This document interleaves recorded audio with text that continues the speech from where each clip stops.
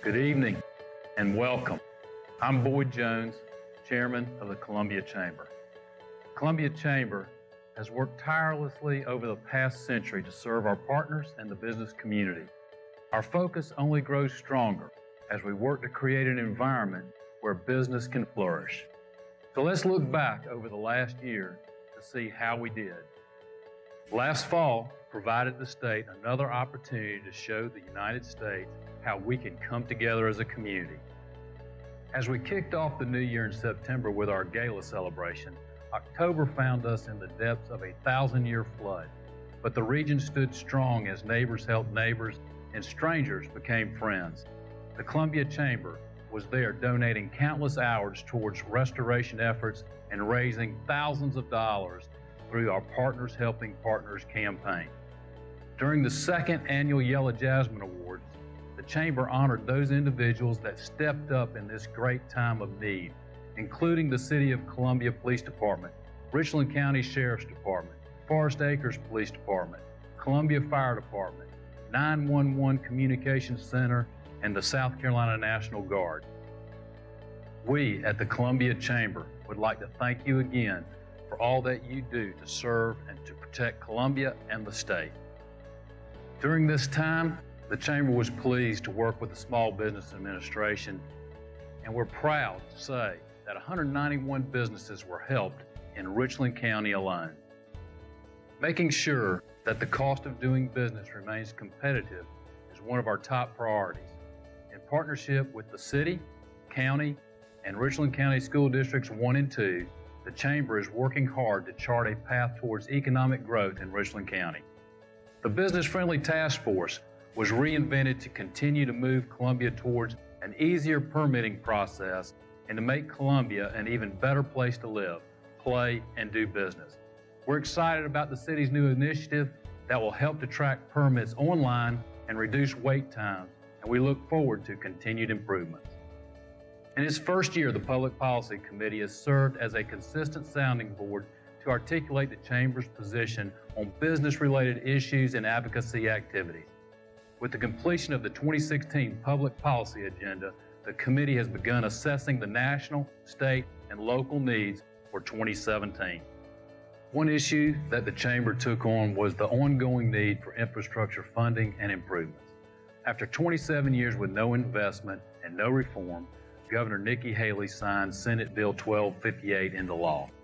The bill will reform the Department of Transportation, require the State Transportation Infrastructure Bank to follow the prioritization process, and allocate much-needed resources to begin addressing road issues like fixing Malfunction Junction and improving our bridges on our interstates.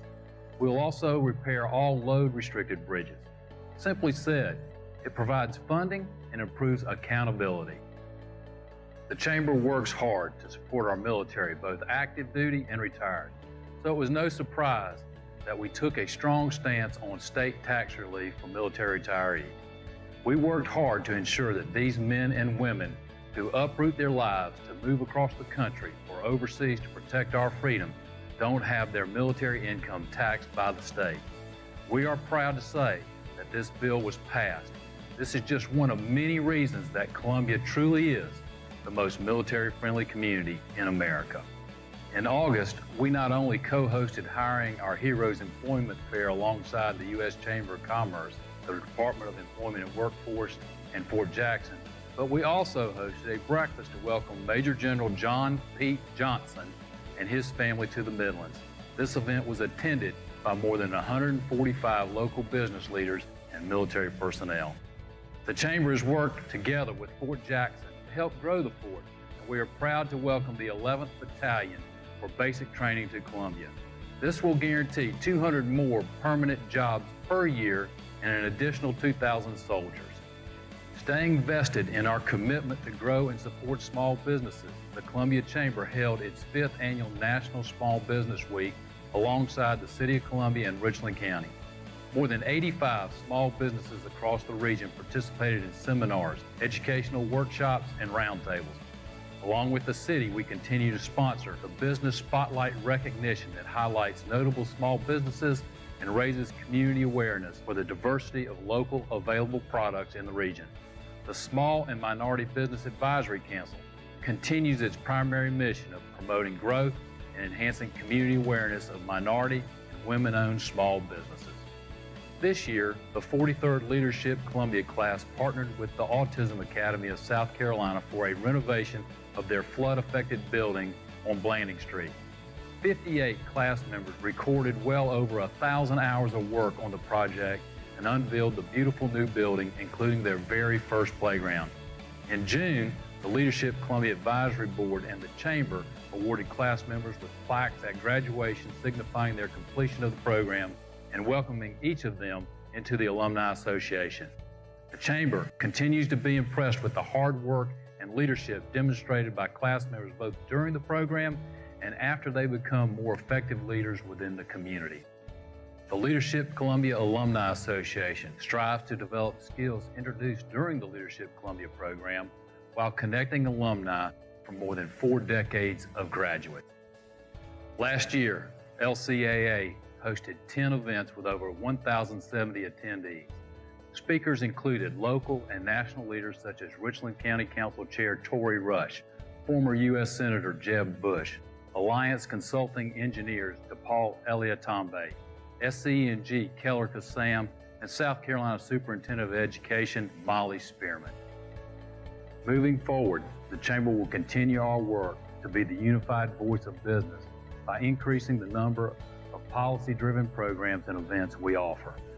We will not only host the 2nd annual Public Policy Reception, but also introduce a new series. The Business Impact Series will bring together leaders in the fields of business, politics, education, health, and tourism to share their knowledge with the business community. The Chamber's goal is to connect businesses, both large and small, retain and cultivate talent, and impact the region for a sustainable and prosperous future. On behalf of Carl Blackstone and the Columbia Chamber staff, thank you for your continued support of the Chamber, its programs, and its initiatives. We are the Columbia Chamber, partners for a greater Columbia.